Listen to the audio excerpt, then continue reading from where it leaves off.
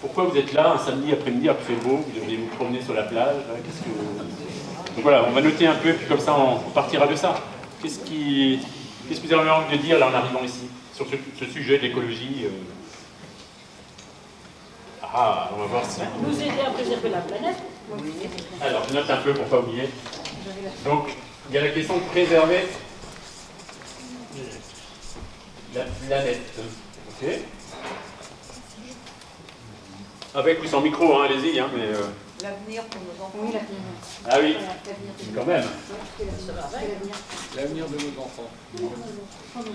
L'avenir des enfants. Alors, pouvoir des monopoles. Alors là, on est tout de suite dans le... Monopole et pouvoir. Voilà deux mots intéressants. Autre chose Écologie et croissance. Écologie et croissance, donc un peu d'économie encore. Ça montre la diversité déjà des champs, la diversité des soucis, des questions. Certaines sont angoissantes, certaines sont très positives, certaines sont clivantes, d'autres sont assez faciles, tout le monde est à peu près d'accord, etc. Alors, ce matin, on a déjà travaillé avec un petit groupe, un peu, alors là c'est une approche un peu vraiment spécifiquement chrétienne, mais on n'est peut-être pas tous chrétiens ici, ou plus ou moins pratiquants, plus ou moins proches, peu importe, hein, chacun apporte sa pierre, et merci de nous permettre de discuter ensemble. Le mot écologie, c'est quand même intéressant qu'on se mette d'abord d'accord là-dessus. Parce que très souvent, quand on se dispute dans nos familles, vous savez, à Noël, au repas de Noël, vous voulez mettre un peu d'ambiance, alors vous allez parler nucléaire, OGM, mariage pour tous, un truc comme ça, génial. Bon, vous risquez de partir fâché, mais il y a de l'ambiance à table. L'écologie, c'est un mot comme ça un peu. Je ne sais pas ici, mais très souvent, entre les générations, on ne parle pas de la même chose en fait. Et c'est ça la première chose que je voudrais vous dire. L'écologie, c'est un mot, on l'avait nommé ce matin, mais peu importe, c'est un mot récent qui a été créé à la fin du 19e siècle par des scientifiques allemands.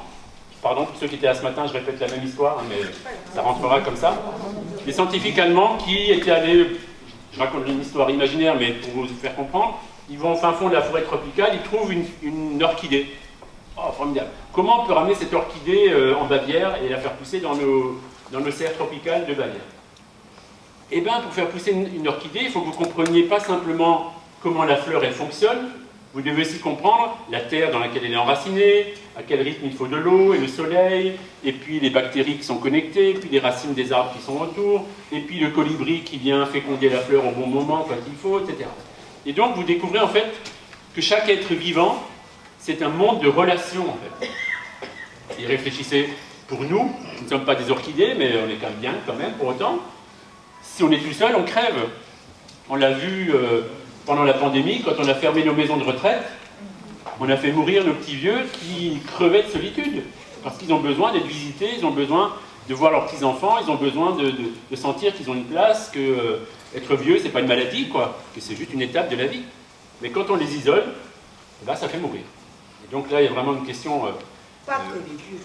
Pas que les vieux, exactement. C'est pas que des sondages. C'est pour tout le monde, hein, effectivement. Et donc, le mot écologie a été inventé à ce moment-là pour dire comment est-ce qu'on pourrait dire que pour vivre, pour qu'une créature vivante, elle vit, elle a besoin de relations avec d'autres. Avec des énergies, avec des bactéries, avec des racines, avec des arbres. Ça, c'est pour une plante. Mais nous, avec d'autres personnes, avec d'autres relations, d'autres lieux, etc. Et donc, on invente ce mot écologie. On prend deux racines grecques, logos, logie, donc c'est cette racine qui dit la science, le discours, le raisonnement, qui est le mot qui accompagne toutes les sciences, la biologie, la neurologie, etc. Vous voyez, la racine grecque, la logie, qui veut dire la science qui analyse les nerfs, qui analyse la vie, etc. Et on prend une autre racine pour mettre devant, et là on prend la racine oiko, qui donne en français écho, et cette racine oiko en grec, ça veut dire la maison, comment habiter quelque part. Et donc on invente ce nouveau mot, oikologos, c'est la science, le discours, pour expliquer quelles sont les conditions pour vivre quelque part. Donc on explique quelles sont les conditions pour que cette orchidée, elle peut vivre là, dans cet endroit-là. Donc ce mot au départ est un mot scientifique, et puis peu à peu, avec les années qui passent, le mot commence à être utilisé, etc. Et il sort du monde scientifique, et il rentre dans le monde social et dans le monde politique. Et notamment après-guerre, après la Deuxième Guerre mondiale, à cause des mutations de nos sociétés de consommation, etc., ce mot il commence à rentrer parce qu'il y a toute une génération, un peu ceux qui ont levé la main tout à l'heure, les 60-80, qui, jeunes, bénéficient des 30 glorieuses. Ils voient que leurs parents qui ont connu la guerre, eux, ils ne l'ont pas connue. En plus, le niveau de vie s'améliore tous les 5 ans, on voit quelque chose qui arrive qu'on ne connaissait pas avant. On vit mieux, on mange mieux, on se soigne mieux, on a des technologies nouvelles, etc. Et donc, on voit les bienfaits de la société de consommation, et on est tous fascinés, et à raison, on en a tous bénéficié. Donc, il ne faut pas cracher dans la soupe, hein. On a quand même vécu là un siècle extraordinaire en termes de progrès. Et en même temps, nous qui étions sortis de la guerre en disant plus jamais ça, on voit qu'on n'en sort pas. Guerre d'Indochine, guerre d'Algérie, guerre du Vietnam, guerre coloniale, guerre, etc. Et notamment aux États-Unis, les jeunes de 18-20 ans qu'on envoie bombarder les Vietcong à l'autre bout du monde commencent à se réveiller en disant mais c'est quoi cette histoire? Moi je ne suis pas là pour envoyer du napalm sur des Vietnamiens qui m'ont rien fait. Et donc on voit une contestation politique qui commence à émerger, au même moment où il y a une contestation aussi sociétale sur le racisme aux États-Unis, entre les Noirs et les Blancs. On dit la ségrégation n'est toujours pas finie. Et puis il y a une contestation écologique qui émerge en disant mais en fait, regardez la société de consommation qui est extraordinaire, elle génère des pollutions incroyables, elle génère les pluies acides, elle génère un certain nombre de dérives qui impactent nos vies quotidiennes. Donc on a un progrès d'un côté, mais ce progrès il a un coût. Et ce coût il est de plus en plus impressionnant au fur et à mesure des années qui passent. Et donc il y a une partie de cette génération qui dit moi je lutte contre le racisme, je lutte pour la paix et je lutte pour l'environnement. Et donc on voit cette rencontre entre les pacifistes, la société civile et puis les mouvements écologistes qui commencent à s'allier en disant mais en fait c'est le même combat qu'on mène. Et donc ce mouvement arrive aussi en Europe où dans les années 60 on voit en France peu à peu se rassembler ceux qui sont allés au Larzac, ceux qui luttent contre les Pershing américains et russes en Allemagne, ceux qui luttent contre les pluies acides dans les Vosges, ceux qui luttent contre les centrales nucléaires un peu partout, etc. Toutes ces luttes coalitionnent et on voit naître l'écologie politique à la française, qui est un agrégat de luttes, souvent différentes, mais qui a compris que pour exister politiquement, il fallait faire masse. Et donc ils se rassemblent, et vous vous souvenez, autour d'un agronome qu'on allait chercher à l'autre bout du monde, là, qui n'est pas forcément plus écolo, et qui va être le premier candidat aux élections présidentielles, et qui s'appelait René Dumont. Voilà, merci. Et René Dumont parlait de l'Afrique, il connaissait cette agronomie. Et c'est ça l'écologie politique à la française. C'est un agrégat de luttes, souvent différentes, qui, par moments, sentent qu'il y a un enjeu, donc ils arrivent politiquement à déployer, et puis dès qu'ils commencent à être à 10, 15, 20%, on dit « voilà, il se passe un truc, les écolos », et là il y a toutes les divisions internes qui réapparaissent, entre ceux qui sont très à gauche, ceux qui sont un peu moins, ceux qui sont un peu libéraux, ceux qui sont moins, ceux qui sont pour le mariage pour tous et ceux qui ne sont pas, ceux qui sont pour l'environnement et ceux qui sont pour le nucléaire, et alors ça se redivise et puis ils rechutent. Regardez actuellement, ils devraient être à 40 ou 50%, les écolos ils sont misérablement à 5 ou 6 parce qu'il y a des clivages internes qui fait que leur structure se décompose à chaque fois. Donc vous voyez, quand nous on parle d'écologie, à table, là, à Noël, si c'est de cette écologie-là dont on parle, évidemment on ne va pas se comprendre, quoi. Parce que entre ceux qui sont pour le nucléaire, ceux qui sont contre, ceux qui sont pour la paix, ceux qui sont contre, ceux qui sont, etc., on parle de choses tellement différentes. Vous voyez bien, les sujets sont tellement variés. Donc, prendre mesure de ça. C'est un sujet clivant parce qu'en fait, très souvent, on ne parle pas de la même chose. Alors, je prends un exemple assez classique. Ça, c'est le deuxième point que je voulais souligner. C'est qu'on ne parle pas non seulement de la même chose, mais en plus, on ne parle pas du même endroit, de la même génération. Je prends un exemple assez simple. Il y a un jeune, un des jeunes qui est là, qui va voir sa grand-mère dimanche prochain, et il dit à sa grand-mère « Ah, mamie, tu sais quoi, je viens de lire Pierre Rabhi. » Vous connaissez Pierre Rabhi, c'est un écolo qui est mort il y a 2 ans, je crois maintenant, qui était une des figures un peu inspirantes en France, qui écrivait très bien, etc. On aime, on n'aime pas, mais en tout cas, c'est une figure inspirante, notamment de l'agroécologie. Et Pierre Rabhi était un de ceux qui a lancé cette thématique intéressante de la sobriété heureuse. Et donc, vous voyez, ce jeune-là qui va voir sa mamie, qui dit « Mamie, tu sais quoi, moi, quand je vais grandir, moi, mon rêve, c'est faire de la sobriété heureuse. » Que va lui dire sa grand-mère? Je vous écoute. Alors, la grand-mère qui est gentille, elle dit « explique-moi », bienveillant. La grand-mère qui est un peu plus nerveuse, elle va dire « de quoi tu parles? T'as pas connu la guerre !» Nous, la sobriété, c'était une sobriété malheureuse. Une sobriété subie, pas une sobriété choisie. Et toi, le petit con, là, avec tes jeux vidéo, qui a une pied en argent dans la bouche, qui a jamais eu aucun souci dans la vie, et toi, tu rêves revenir en arrière? Voilà. Et donc, ils ne se comprennent pas, ces deux-là. Et alors, le pire de tout, c'est si le jeune dit « Tu sais, mamie, quand je vais construire ma maison, je vais mettre des toilettes sèches dedans. »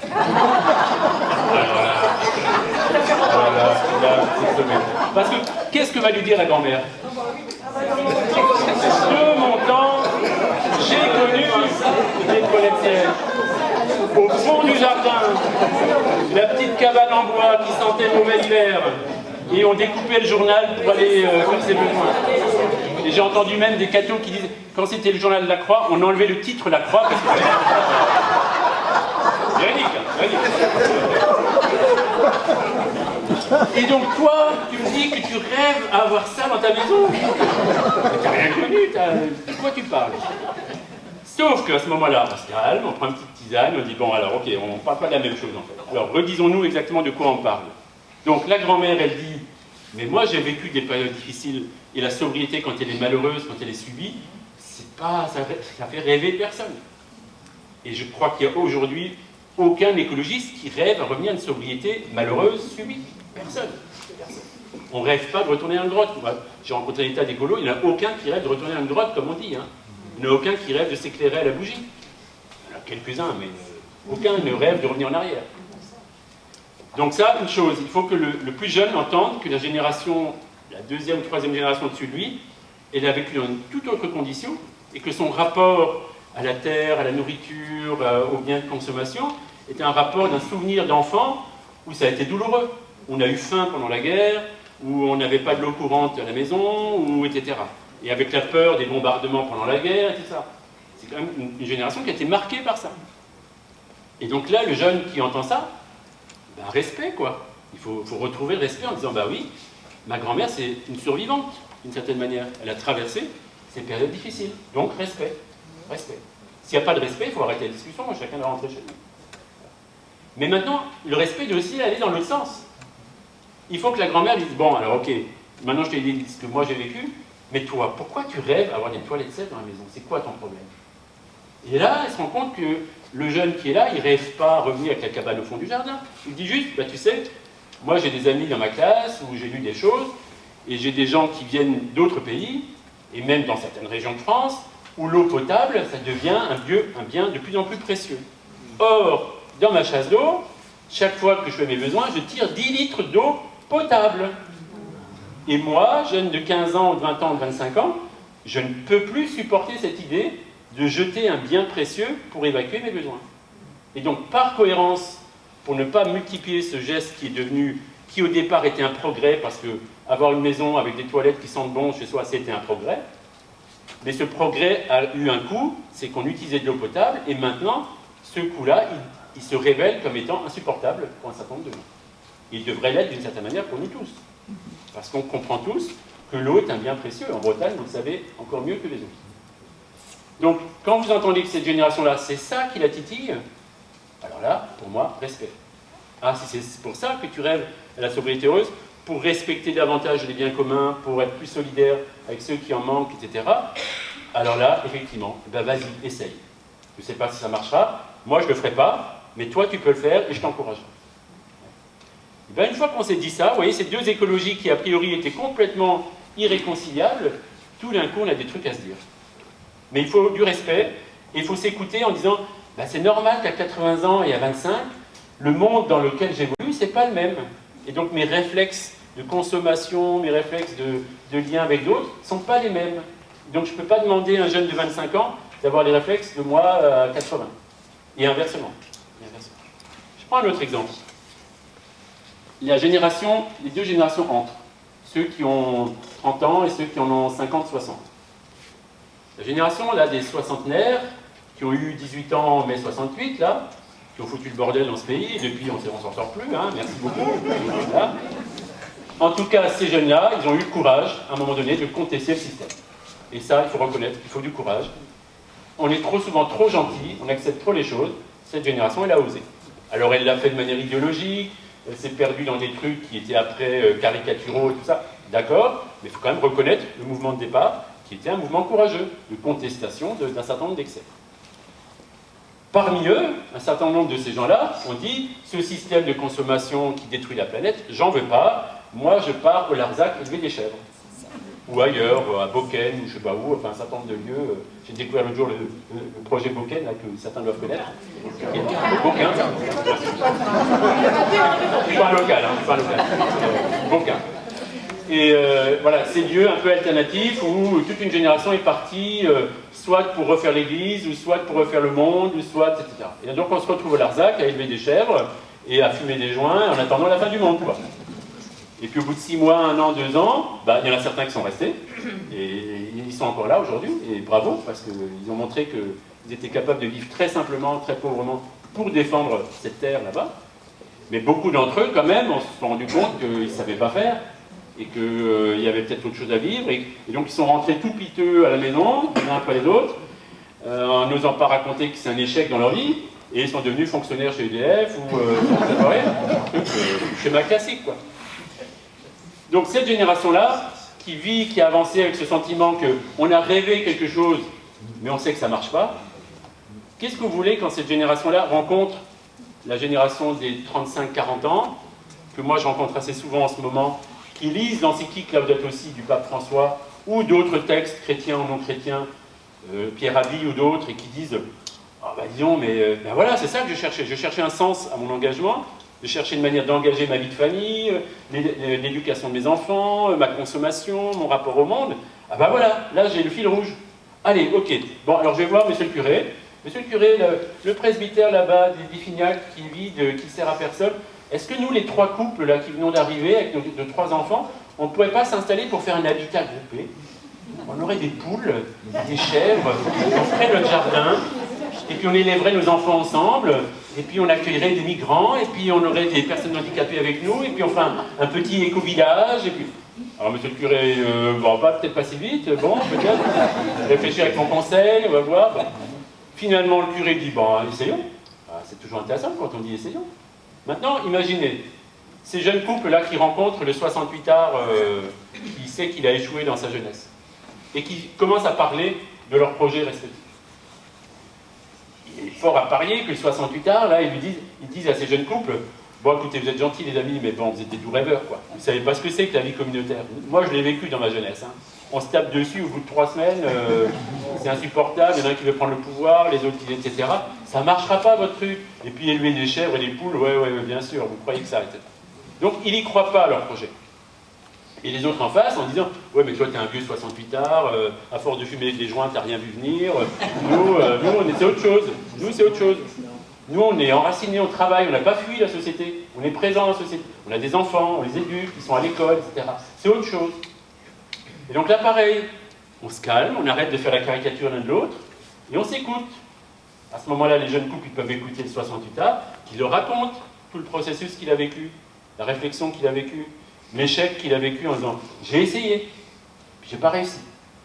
Mais en même temps, ça m'a fait rêver tellement longtemps, et aujourd'hui encore j'y rêve. » Ah, donc entendre qu'un projet peut échouer, c'est pas grave, mais que le désir de s'engager, il était beau, il était légitime, et que ça a probablement mis en route 2 ou 3 générations après, d'autres personnes qui, par référence à ça, disent bah eux ils n'ont pas réussi, nous on y va.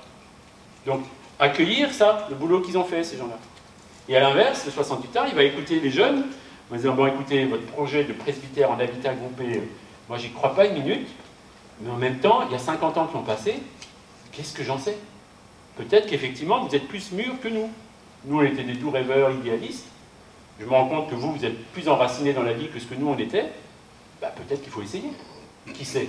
Peut-être qu'il peut naître quelque chose. Et il va les encourager. Et vous voyez, à ce moment-là, ces générations qui auraient tout eu pour se taper sur la gueule et dire « mais tu sais pas de quoi tu parles », tout d'un coup, au lieu de se mettre en concurrence les unes des autres, elles se mettent en soutien les unes des autres. Et on peut dire, et c'est peut-être la seule chose que vous pouvez retenir de cette conférence, on peut dire, bah là, sur ce point-là, moi je peux pas. Tu me dis qu'il ne faut plus manger de viande parce que c'est dangereux pour la planète. Moi, je suis alsacien, je bouffe la charcuterie toute la journée, c'est impossible pour moi d'arrêter la bouffe. Par contre, si toi, tu y arrives, bah, vas-y, essaye. On peut dire à quelqu'un, moi, j'y arriverai pas, mais vas-y, toi, et je t'encourage. Et peut-être ce qu'une génération n'arrive pas à faire, la génération suivante, elle y arrivera. Or, très souvent, quand on n'y prend pas garde dans nos discussions, dans nos paroisses, dans nos municipalités, partout, sans s'en rendre compte, on laisse toujours une ou deux générations prendre le dessus sur les autres. Ah non, mais ici, nous, on n'a jamais fait ça. Non, ici, on a toujours fait comme ça, donc on ne va pas changer.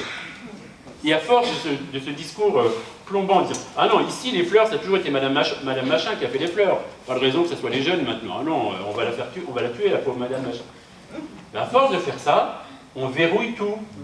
On empêche la vie de circuler. On empêche les nouveautés d'arriver et de se déployer. Et donc, on empêche que chaque génération apporte sa pierre. Or, un vrai processus de transmission, ça devrait être que les aînés, ils font ce qu'ils ont à faire, et dès qu'ils sont en responsabilité, ils doivent se retourner en disant, bon alors comment on prépare les suivants, pour que peu à peu ils prennent notre place? Comment je fais pour ne pas occuper tout l'espace, pour que de nouveaux puissent nous rejoindre? Et comment je peux encourager les plus jeunes à faire des choses que moi je pense impossibles à faire? Je ne sais pas si c'est bien ce qu'ils font, mais je sens qu'ils sont cohérents, donc je les encourage. Et puis ils se tromperont peut-être, mais moi aussi je me suis trompé dans ma vie. Donc ce n'est pas le fait de se tromper qui est grave, c'est le fait de ne pas essayer qui est grave. Et donc encourager les générations en dessous des miennes, et ça c'est pour nous tous, pour les parents, pour les enfants, pour les tout petits enfants, encourager, vas-y, essaye, je suis là. Tu peux te tromper, tu tombes, et ben tu te relèveras. Et ça t'aura appris quelque chose. Quand vous remettez ça en place, dans un réseau communautaire, collectif, chrétien, non chrétien, peu importe, à ce moment-là, vous créez un processus, et c'est le mot qu'on s'était donné ce matin. J'avais souligné que dans le discours du pape François, il y a ce mot qui revient très souvent, le mot processus. Et c'est un mot, Joseph me racontait tout à l'heure, que ce mot il est apparu aussi pour les gens qui ont fait la fresque du climat. Et la fresque du climat, en fait, c'est un processus de compréhension du monde. Ah, ça, j'avais compris. Ah, mais ça, j'avais pas compris. Ah, c'est un lien avec ça? Ah oui, mais alors ça veut dire ça. Vous voyez, on rentre dans une pensée en processus. On progresse. On ne passe pas de... Alors ça, on en est là. Et puis maintenant, il faut qu'on arrive ici. Ah oui, alors, on est là. Il faut qu'on arrive ici. Bon, alors on va faire un texte pour dire on est là. Il faudrait qu'on arrive ici. Ouais, mais vous pouvez faire tous les textes que vous voulez, ça ne changera rien. Au contraire, ça va vous décourager. Par contre, on est là. On aimerait aller ici. Alors, on commence un processus. Tiens, on va rencontrer ce paysan qui va nous dire... Puis là, on va voir ce chef d'entreprise qui nous raconte. Ah oui, c'est intéressant, tiens, on n'avait pas pensé à ça. Mais peut-être qu'il faudrait qu'on aille visiter un tel. Ah oui, en fait, tiens, on pourrait essayer ça aussi. Et puis on se retrouve complètement ailleurs que ce qu'on avait prévu, mais c'est pas grave. Le processus nous a fait avancer. Et on n'est pas dans le monde des idées, des idéologies, en disant je suis là, je veux être là, ça c'est de l'idéologie. J'impose mes idées sur le réel. Et je suis dans un monde de processus, c'est-à-dire j'accompagne le processus de la vie. Et au fur et à mesure que je rencontre des gens qui ont quelque chose d'intéressant à me raconter, tout d'un coup, il y a des choses qui s'ouvrent. Edgar Morin, qui est un sociologue que vous connaissez, qui est un vieux monsieur, qui était communiste dans sa jeunesse, et puis après il est passé à autre chose, et tout ça. Il a écrit des petits textes assez stimulants sur ces crises, et il dit, les crises, globalement, les crises, la crise écologique, la crise sociale, toutes ces crises, elles ont deux aspects. Il y a un aspect négatif, celui-là on le voit facilement, la pollution, la violence, les inégalités sociales, etc. Donc là, on se prend le mur. Et regardez aujourd'hui, par rapport à la crise écologique, on voit qu'il y a un problème avec le climat, avec la biodiversité, etc. Et on est tétanisé. Et au contraire, on continue à faire comme toujours et parfois même on accélère. Donc, vous voyez, on voit le mur qui arrive et on accélère encore.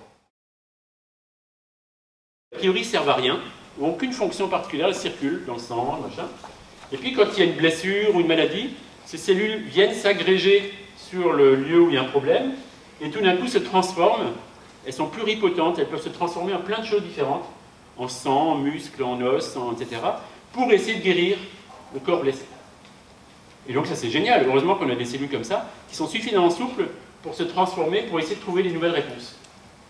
Et donc Edgar Morin dit, dans nos sociétés, quand il y a des crises, une blessure, une violence, il y a des hommes, des femmes qui disent, bon, maintenant qu'on est dans le mur, maintenant je vais faire ce que j'ai toujours eu envie de faire. J'ai plus rien à perdre maintenant. Allez, maintenant, ma ferme, là où j'étais dedans, maintenant je vais changer mon modèle de production parce que j'ai toujours eu envie d'essayer ça. Allez, j'y vais. J'ai plus rien à perdre, allons-y. Moi, mon entreprise, là, machin, j'arrête de courir après le fric. je vais essayer de courir après autre chose. Parce que je vois bien que le fric, ça a ses limites aussi. Moi, la mère de famille qui élève mes enfants, je me rends compte que le modèle éducatif, peut-être qu'il y en a un autre, etc. Et on peut multiplier les exemples dans tous les domaines. Et donc ces cellules souches, qui sont des individus parmi eux, qui tout d'un coup disent bah, moi, à mon niveau, je vais changer. Je ne sais pas si ça changera la société, j'en sais rien, peut-être pas, je m'en fous. Moi, à mon niveau, j'essaie de remettre de la cohérence. Exemple typique, les AMAP. Vous savez, ces paniers qu'on peut chercher avec des légumes chez certains agriculteurs. Quand les AMAP sont arrivés en France il y a 15 ans, ça venait d'Australie, des lieux comme ça, tout le monde agricole a dit oh là là, encore les bobos parisiens, qu'est-ce qu'ils nous racontent, des paniers, mais qui va acheter ça, enfin n'importe quoi, ça ne marchera jamais. Aujourd'hui en France, il n'y a pas assez d'AMAP pour répondre à la demande. Parce que, qu'est-ce qui s'est passé? Un certain nombre d'agriculteurs se sont dit il n'y a pas de raison que je travaille comme un fou pour nourrir les intermédiaires et les supermarchés qui eux vendent mes salades à 50 centimes et moi j'ai rien derrière. Et eux ils se mettent l'argent plein des poches. Donc moi le producteur qui travaille comme un dingue, je gagne rien et les intermédiaires eux ils se mettent l'argent dans la poche. Eh ben non, je vais changer le système. Eh ben au lieu de vendre à mes supermarchés, je vends directement chez moi. Donc il faut que je trouve, allez, 50 familles autour de moi qui s'engagent par contrat social, je crée un lien direct, producteur-consommateur, et on s'engage en disant, bah, chaque semaine je m'engage à venir acheter ton panier et je prends les légumes de saison que tu auras produits.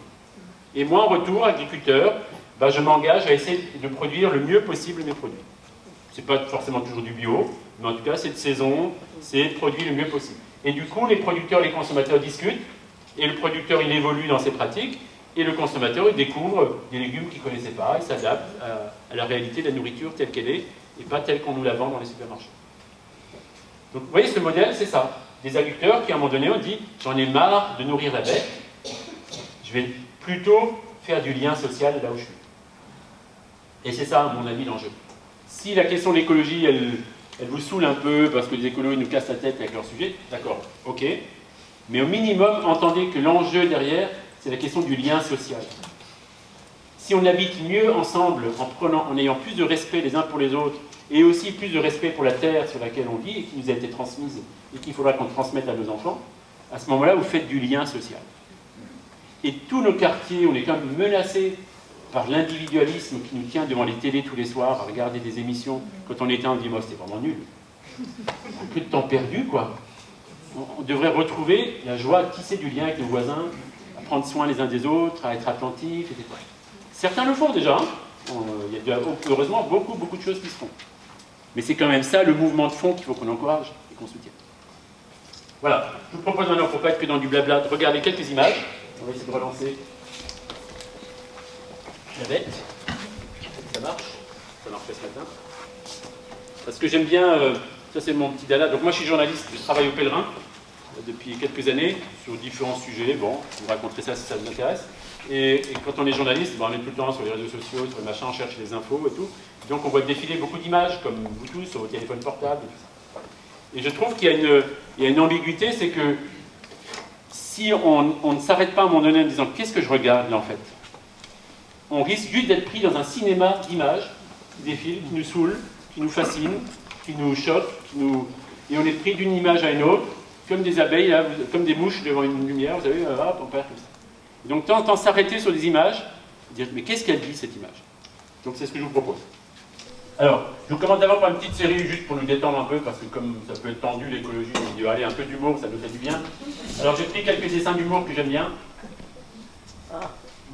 Le monde agricole, d'abord. Ça, c'est un dessin de Charlie Hebdo, je crois, ou je sais pas quoi. C'est pas très finot, mais c'est la vache qui rit, vous voyez. Et le pauvre paysan derrière qui est dans sa crise agricole.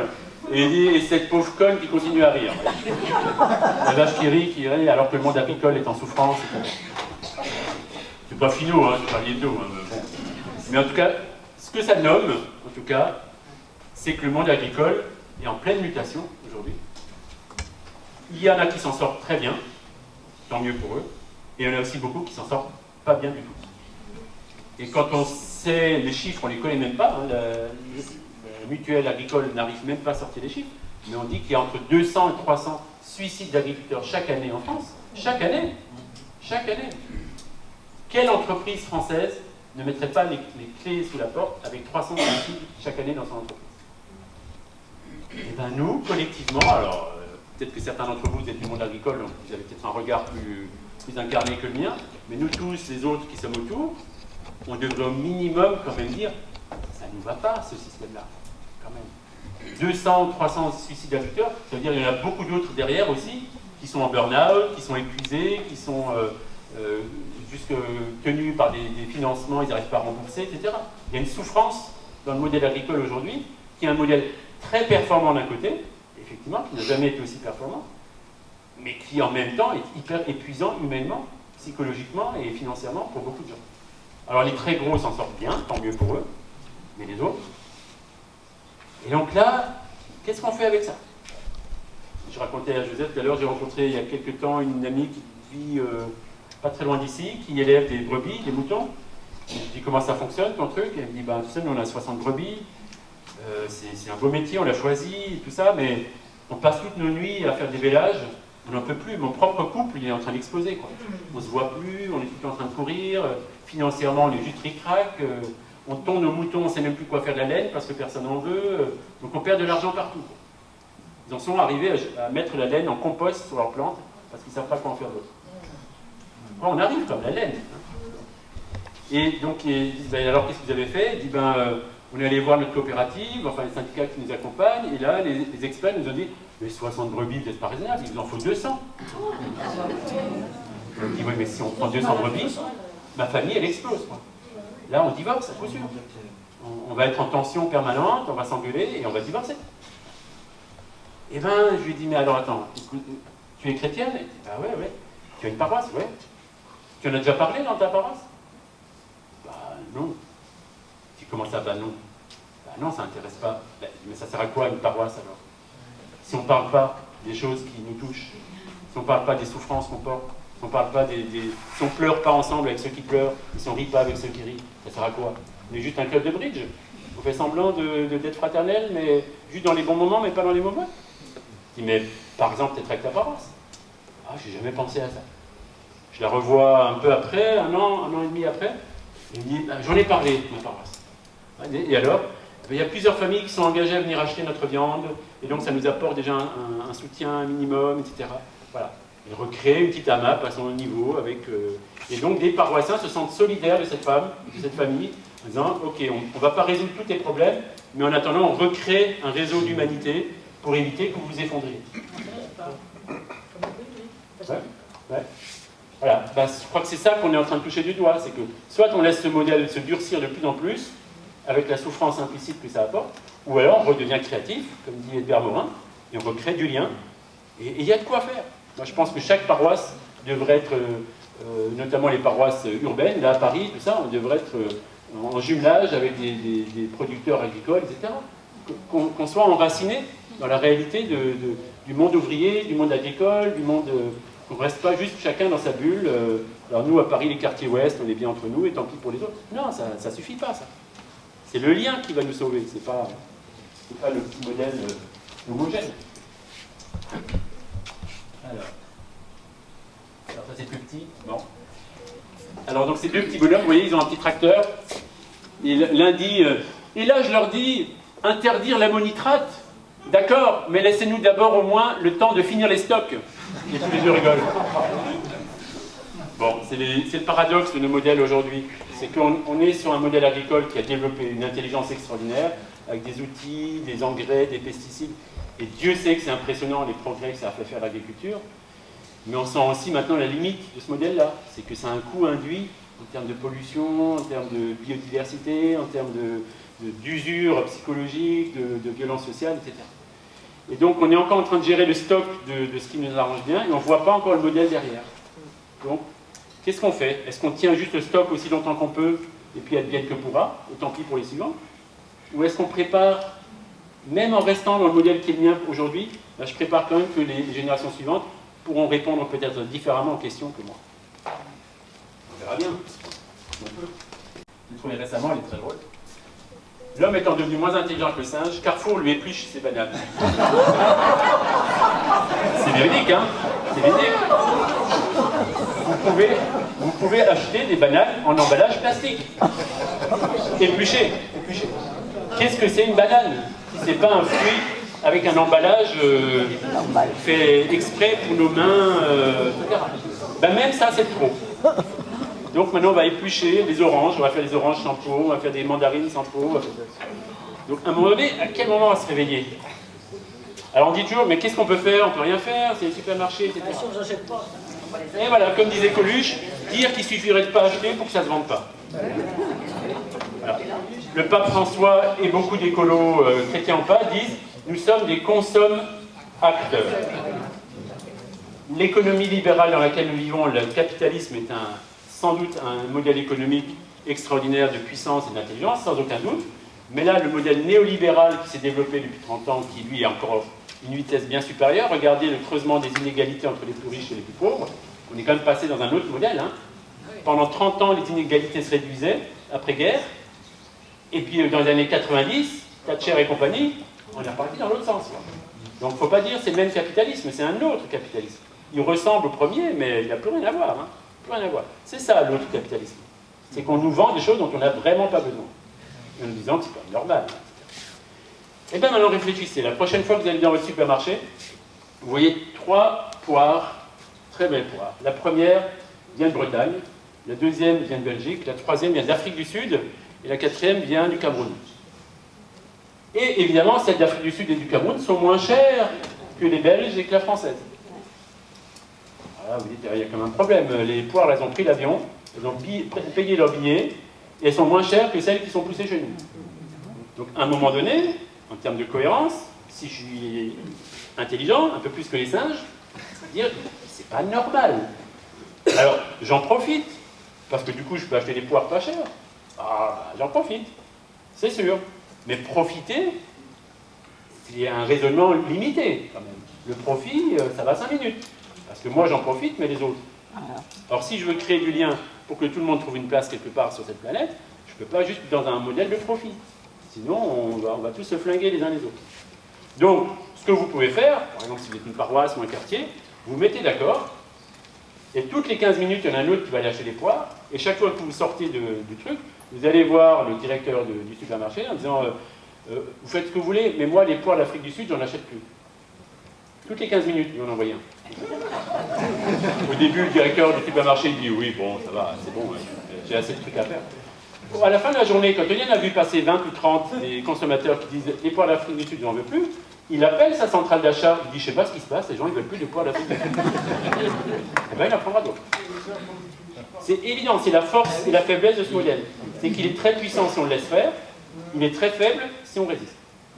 Mais ça demande qu'on s'organise, qu'on se mette une paroisse, c'est 50 personnes, et bien une paroisse, c'est aussi un lieu de consommation. On peut décider, geste de carême, et ben on décide d'être solidaire avec les producteurs, on décide d'acheter ça et pas ça. Et bien il y a une vraie cohérence là. Mais très souvent on n'ose pas le faire. Ouais, on n'y croit pas d'abord, parce qu'on s'est laissé gagner par cette maladie qui est très dangereuse, qui s'appelle le cynisme, qui est une maladie très contemporaine, et dont on n'a pas toujours trouvé le vaccin. Le cynisme. Oh, mais ça vaut pas la peine. Oh, mais ça a toujours été comme ça. Oh, mais qu'est-ce que tu veux? Tu vas pas changer la planète. Oh, mais les gens, ils sont égoïstes, etc. On n'y croit pas nous-mêmes. On se décourage nous-mêmes. Et ben, si vous n'y croyez pas vous-même, il ne faut pas vous plaindre. Donc, le cynisme peut nous empêcher. Mais à côté de ça, quand vous retrouvez la force de votre action, mais punaise, mais en fait, on peut faire plein de choses, en fait. Si on n'était pas rendu compte, on avait oublié qu'on avait ce pouvoir-là. On avait oublié qu'on pouvait influencer sur un certain nombre de choses. Et on peut le faire de manière très bienveillante. Vous voyez, on ne met pas le feu au supermarché. Il ne s'agit pas d'être dans une radicalité où on détruit tout en rêvant de mettre un autre modèle à la place. C'est pas ça. C'est un processus de conversion. On dit non, ça on ne veut plus. Et je ne le fais pas tout seul, je le fais avec d'autres. Et puis peu à peu, on regarde si ça touche, si ça convertit. Allez, on continue encore un peu. Ah, celle-là j'aime bien. 2 enfants qui cuisinent. Chez vous aussi, vous dites une prière avant le repas, et le garçon dit « Non, ma mère, elle sait cuisiner. »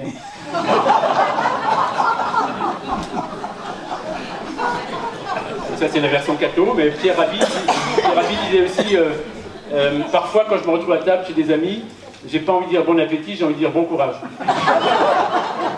Voilà, c'est la même version. Donc, ça, c'est quand même une vraie question. Il y a quelques temps, j'étais dans une conférence comme ça, et le monsieur qui m'a ramené après, un professeur d'école, Il me dit, tu sais, moi, dans ma famille, on est 5 avec nos 3 enfants. On a compté l'autre jour, à 5, on a 15 allergies alimentaires dans notre famille. Gluten, lactose, etc. Tout ça. Et je dis, mais alors comment vous faites? Il dit, ben, on a dû vider nos armoires, on a dû réfléchir, on a dû acheter ailleurs, etc.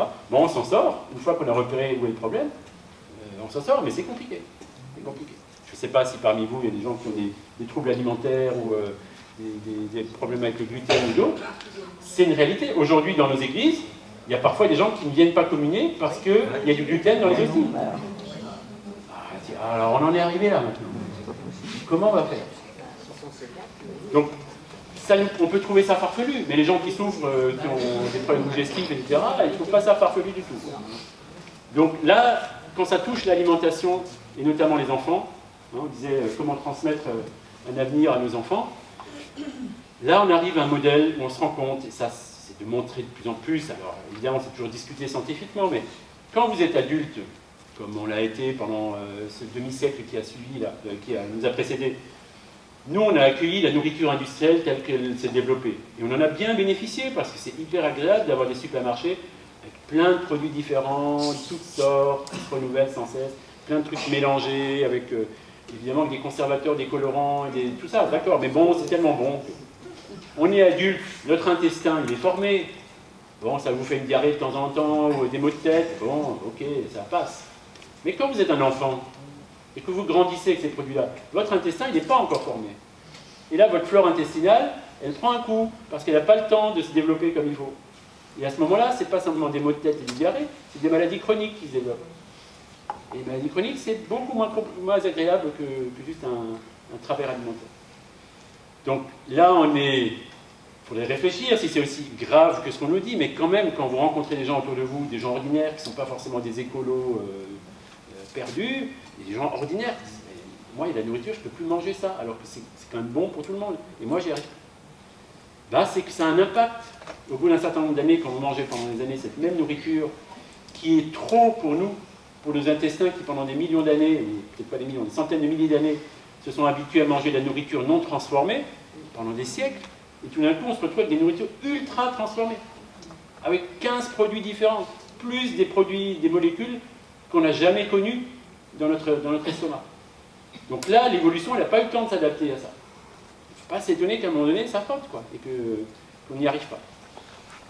Donc là, je pense qu'il y a un immense chantier pour nous tous. Et si vous êtes chrétien, ça pourrait commencer par le fait, notamment, de bénir la table. Et très souvent, regardez comme on est pudique, on invite des amis à table, bon, c'est pas des cathos, bon, on va pas dire la prière. Ben non, c'est à ce moment-là qu'il faudrait la dire. On peut dire une prière toute simple. Ben, merci Seigneur pour les amis qui sont là, et puis notre nourriture, bénis l'agriculteur qui l'a préparée, et cette eau, tous ceux qui nous ont permis de boire une eau potable. C'est tout, quoi, ouais, on fait pas de la magie. On dit juste, qu'est-ce que c'est bon? Et on remercie ceux qui ont travaillé. Parce qu'on oublie tellement de remercier tous ceux qui ont permis de faire ça, que là encore, le cynisme, il nous gagne. Je pense là à Jean-Claude Pierre, qui aurait dû venir, que Joseph voulait inviter, mais qui n'a pas pu venir, donc qui était vous connaissez peut-être, qui est un vieux militant de l'Orient, qui a beaucoup travaillé sur l'eau en Bretagne et tout ça. Et il avait raconté cette histoire que moi j'ai gardée, que je trouve très précieuse. Il a fait un jour, je ne sais pas où, vous lui demanderez, dans un village breton, un pèlerinage traditionnel de bénédiction, comme on faisait dans le temps, où on allait bénir les fermes et tout ça. Et donc là, ce pèlerinage avait encore lieu il y a quelques années, il n'y a pas très longtemps. Et donc on fait le tour de tout le village, on bénit, tout ça, les champs, et tout. Et à la fin, ça se termine autour de la source du village. Une ancienne source celtique, vénérable, millénaire, je crois. Et le prêtre ouvre le grand livre des bénédictions et dit la grande prière. Béni sois-tu pour cette eau dans laquelle nous sommes plongés par le baptême, cette eau qui nous régénère, cette eau du salut, etc. Et toute la foule des pèlerins dit Amen. Et Jean-Claude Pierre, il dit d'accord, oui, mais vous ne trouvez pas ça bizarre qu'il y a marqué au-dessus eau non potable? C'est véridique, au-dessus, comme dans beaucoup de nos sources aujourd'hui. Eau non potable. Et donc, on en arrive à bénir une eau en disant oh, quel don Dieu nous fait, une eau extraordinaire, oh là là, l'eau de la vie, etc. Mais on ne va plus la boire. Non, c'est un peu trop de nitrate, un peu trop de pesticides, un peu trop de je ne sais pas quoi. On va plutôt boire de l'eau en bouteille qui vient de l'autre côté du monde. Et là Jean-Claude Pierre dit mais quand c'est qu'on va se réveiller quoi? Quand c'est qu'on va dire c'est pas normal que les sources de nos villages ne soient plus des sources potables. Elles ont nourri et accompagné la vie de générations de nos aïeux. Et nous, on accepte Bon, c'est comme ça, maintenant il n'y a plus d'eau potable dans le village. Est-ce que c'est digne du travail que des gens qui ont creusé ces sources, qui les ont nettoyées avec des moyens beaucoup plus pauvres que les nôtres, et nous on s'habitue, on se dit, bon, c'est comme ça, on prend de l'eau en bouteille. Je ne suis pas sûr qu'on est à la hauteur. Enfin, vous demanderez Jean-Claude Pierre, il vous raconterai ça beaucoup mieux que moi. Ah oui, celle-là, elle est bien aussi. Donc c'est en anglais, je suis désolé, c'est une blague anglaise. Donc vous avez Jésus sur le rocher, qui fait la multiplication des pains et des poissons. Et puis la foule en bas, elle dit, ah, moi je peux pas en manger, je suis végane. Et puis l'autre dit, mais le poisson, est-ce qu'il y a du mercure dedans ou pas? Et est-ce que le pain, il est sans gluten? On arrive là.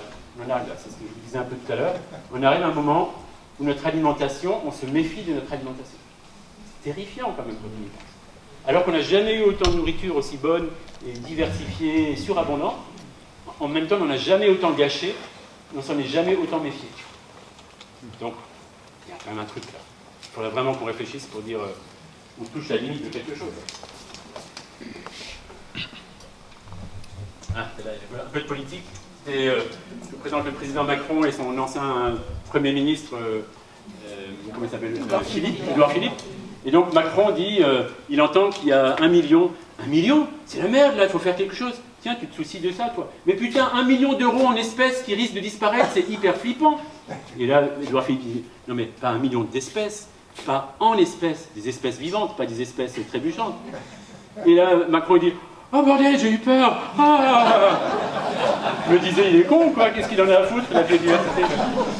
Ouais, ça, presse anti-Macron, hein, vous avez compris. Mais on rigole de Macron, mais on en est tous là.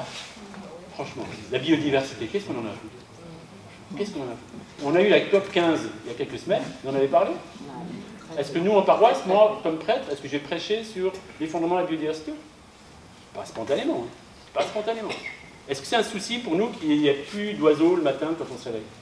Est-ce que ça nous angoisse de voir que les saumons ne remontent plus les rivières bretonnes alors qu'elles l'ont fait pendant des milliers d'années, des millions d'années? Est-ce que ça nous énerve de voir que dans nos prairies, il y a beaucoup moins de fleurs sauvages qu'avant, que la biodiversité de nos paysages, elle est réduite à presque rien? Ben, c'est une vraie question. Et là, même les chrétiens, nous, on est très mous là-dessus. Hein. On laisse venir, on dit, oh, ben, c'est comme ça maintenant. Voilà, sinistre, c'est comme ça. Or, si vous êtes chrétien, et si vous lisez Laudato Si, le pape François nous a foutu un coup de pied derrière en disant, je vous rappelle, maintenant, avec la crise qui arrive, que quand une espèce vivante disparaît, nous, les chrétiens, dans notre théologie, nous devrions comprendre que c'est un péché de laisser disparaître une espèce vivante que Dieu a créée par amour pour nous. Nous empêchons une espèce vivante de louer le Seigneur en existant. Donc nous sommes dans un projet nihiliste. Nous détruisons le projet créateur de Dieu. Ah, je vous dis, ça vous réveille un petit coup. Hein. Mais à l'inverse, ça c'est le côté un peu sombre, mais à l'inverse, c'est un chantier passionnant pour les années à venir, pour nous. Si on se mobilise là-dessus, les plus jeunes là, qui sont avec nous, ça c'est des chantiers où nous rejoignent. Les AMAP, c'est des chantiers où nous rejoignent. Les circuits courts, c'est des chantiers où nous rejoignent. La solidarité Nord-Sud, c'est des chantiers où ils nous rejoignent. La solidarité intergénérationnelle entre les aînés et les plus jeunes, ils nous rejoignent. Ça, c'est des vrais chantiers où on a plein de choses à vivre. Et en plus, pour les églises chrétiennes, c'est un chantier œcuménique extraordinaire. Là, les protestants, les catholiques, les orthodoxes, ils ne devraient pas se taper dessus parce qu'on a tout intérêt à travailler ensemble. Allez, encore 2 ou 3, je crois. Non, un petit peu plus. Un mot sur la pandémie. Vous avez M. Pangolin qui est en train de faire une belle conférence pour expliquer comment il a fait pour foutre le bordel sur la planète. Et les autres espèces menacées sont toutes impressionnantes. Ils disent, mais comment tu as fait? Nous, on est en train de disparaître. Et toi, petit pangolin, tu as fait arrêter la planète pendant 2 ans. Bon, caricature, évidemment. Mais c'est vrai, vous vous souvenez des images qu'on a vues quand on était confinés dans nos petites maisons, là. On a vu la nature revenir. À Paris, on voyait des cygnes qui se promenaient dans les rues, des canards qui remontaient la Seine, etc. Dès qu'on laisse la nature tranquille, elle revient. Si on ne l'a pas trop violentée avant. Mais en tout cas, la nature est toujours en colonisation permanente des espèces qu'on lui laisse. Donc, ça nous rappelle ce que dans la culture judéo-chrétienne, on appelait ces temps de Shabbat, les temps où on laisse les autres vivre. On ne peut pas être tout le temps en maîtrise des événements. Il faut qu'on ait des espaces où on laisse les autres créatures vivantes vivre. Et ça c'est un moment très intéressant pour nous, parce qu'on est en train de prendre conscience de ça. On ne peut pas être tout le temps dans la maîtrise. Sinon, on devient schizophrène ou dépressif ou je sais pas quoi, c'est trop violent, on ne peut pas. Il y a des moments où il faut, bon là j'arrête. Vous pédalez pendant 6 jours sur votre vélo, le 7e jour vous arrêtez, vous vous rendez compte que le vélo continue à rouler. Oh, extraordinaire. Il faut qu'on fasse cette expérience que la vie elle est plus grande que juste moi. Que la vie elle me déborde de toutes parts. Parfois quand j'entends des grands-parents qui me disent qu'est-ce que je peux dire à mes enfants, je ne sais pas comment quelle espérance leur donner, ce monde est foutu, le climat, etc. C'est vrai que c'est angoissant, c'est vrai que c'est compliqué, c'est pas simple. En plus, on culpabilise un peu en disant ce monde, c'est un peu nous qui l'avons créé, on a fait ce qu'on a pu, on n'était pas méchants, on a fait honnêtement notre travail. Mais on se rend compte qu'on n'a pas vu un certain nombre de dérives qui se sont installées et qui maintenant prennent des proportions terribles. Je n'ai pas de réponse précise. La seule réponse que j'ai par rapport à cette demande, je dis ok, d'accord, peut-être qu'on ne peut pas tout résoudre comme ça. Le minimum qu'il faudrait, chacun d'entre nous, moi j'essaye un peu à mon niveau, il faudrait qu'on ait 4 ou 5 adresses dans notre tête, des gens qu'on connaît personnellement, des amis, des collègues, etc., qui nous impressionnent. Alors là, le boulot que fait ce type-là, en termes de cohérence, par rapport à la terre, par rapport au lien social, etc., de respect mutuel, ça, cette personne, elle m'impressionne. Si vous en avez 3 ou 4 comme ça dans votre carnet d'adresses, que vous connaissez, que vous visitez, qui sont des amis, emmenez vos petits-enfants avec vous et allez les voir. Écoute, je ne sais pas comment sauver la planète, mais je vais te montrer un agriculteur, ce gars-là, il est passionnant. Va voir ce qu'il fait, ce gars-là. Je vais te montrer un chef d'entreprise, regarde comment il travaille, ce gars.